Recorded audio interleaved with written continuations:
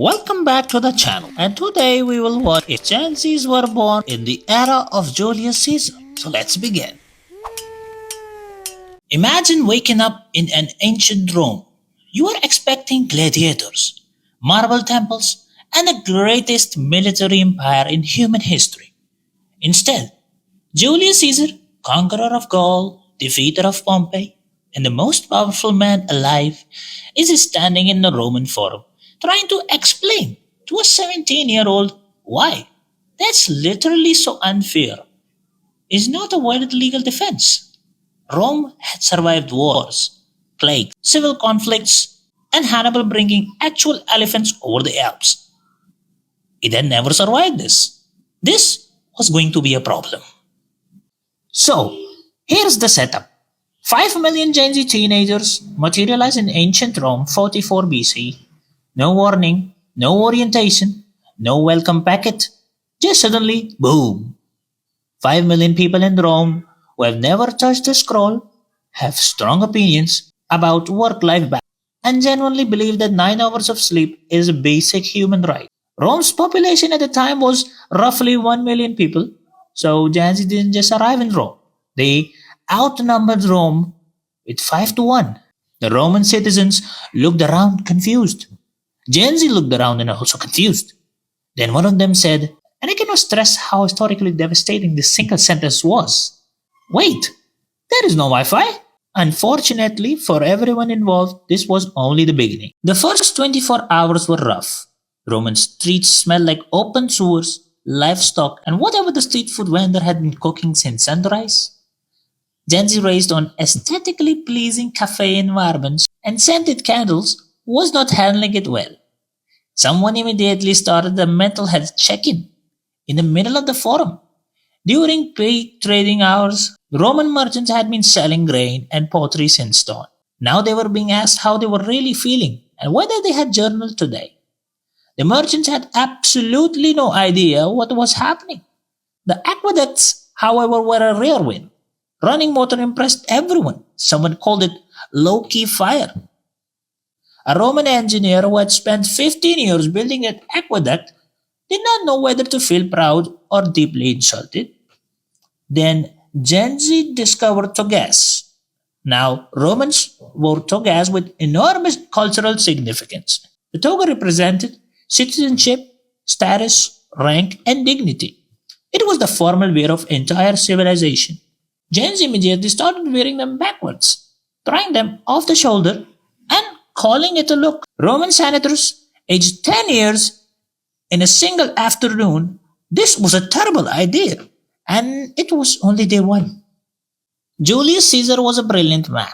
He had outsmarted generals, senators, and entire armies. He spoke multiple languages, reformed the Roman calendar, and once got kidnapped by pirates, and after being ransomed, personally hunted them down and had them executed.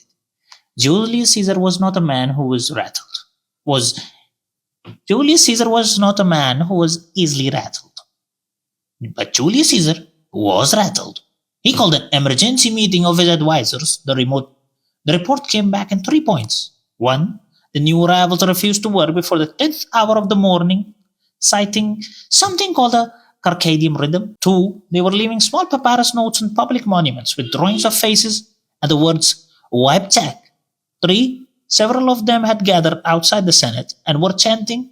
Nobody could agree on what they were chanting, and 2 of them had left early because they got overstimulated. Caesar sat in silence for a long time. Then he said, "Are they dangerous?" His advisors thought about it. Not exactly, he said, but they were making everyone around them question their life choices. Caesar immediately regretted everything. Roman education was serious business. Students memorized rhetoric, studied philosophy, practiced public speaking, and trained under strict teachers called grammatici who had absolutely zero patience for nonsense. Gen Z attended exactly one class. The teacher began with a reading from Cicero. 3 people said they were more of a visual learner. One person asked if there was a podcast version.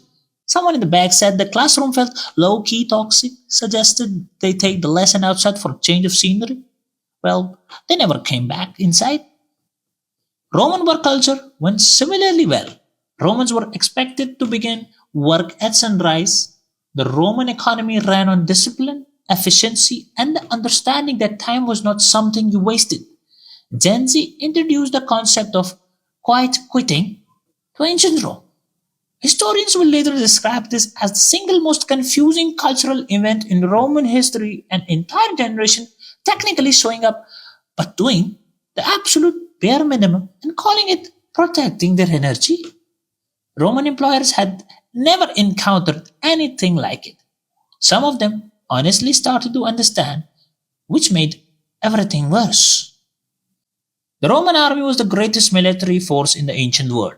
Discipline, formation, obedience, no complaints. Caesar decided, somewhat desperately, to draft Gen Z into the legions. This was an ambitious strategy, but it did not work. Day one of training, a centurion ordered everyone to march in formation. 14 people said their knees hurt. Some people asked about the mental health support system within the legion. One person said they didn't feel safe being yelled at and asked the centurion to use I statements. I mean, the centurion had conquered three provinces, but he did not know what an I statement was. By week two, the legion had introduced mandatory rest days, a feeling circle before battle, and one soldier had started a support group for people who felt the shields were too heavy for the body type. The barbarians heard about this, and the barbarians were also confused. Roman politics was already a disaster before Gen Z arrived. The Senate was full of backstabbing power grabs, secret alliances, and men who smiled at you while actively plotting your downfall. Gen Z fit right in, actually. Within 3 weeks, Gen Z had formed factions, started campaigns, and were leaving strongly worded messages on Senate walls, the Roman equivalent of posting on the internet. The difference was they also demanded transparency, accountability, and for senators to be for real ones. This had never been requested in the Senate before. Several senators found it deeply unsettling. One senator tried to give a speech. Three people in the crowd said, "This isn't it." He sat back down. Caesar, watching from his seat, realized something alarming. Gen Z wasn't bad at politics. They were annoyingly good at spotting when someone was being fake. In a Senate built entirely on people being fake, this was generally destabilizing. Caesar made a note to keep a close eye on them. He also made a note to never ask them for their honest opinion because he simply could not handle that today. Romans love entertainment. Gladiator games, chariot races, theater. The Colosseum was basically ancient Rome's version of a stadium event. A Gen Z attended the gladiator games. They did not react the way anyone expected. Instead of cheering, they started discussing the ethics of it out loud during the match to everyone around them. By the end of the first fight, half the crowd was mid debate about whether gladiatorial combat was a systematic issue, and the gladiators themselves had paused to listen because, frankly, it was more interesting than the fight. The Colosseum manager had a very bad afternoon. On the positive side, Gen Z absolutely revolutionized. Within a month, vendors were doing aesthetic food presentations, grapes arranged in patterns, bread scored with design, and charged 3 times the normal price because Romans paid it because it looked good. Julius Caesar tried the charcuterie board. He didn't say anything, and he had again the next day. Here is the part nobody predicted. Rome actually started changing, not collapsing, changing.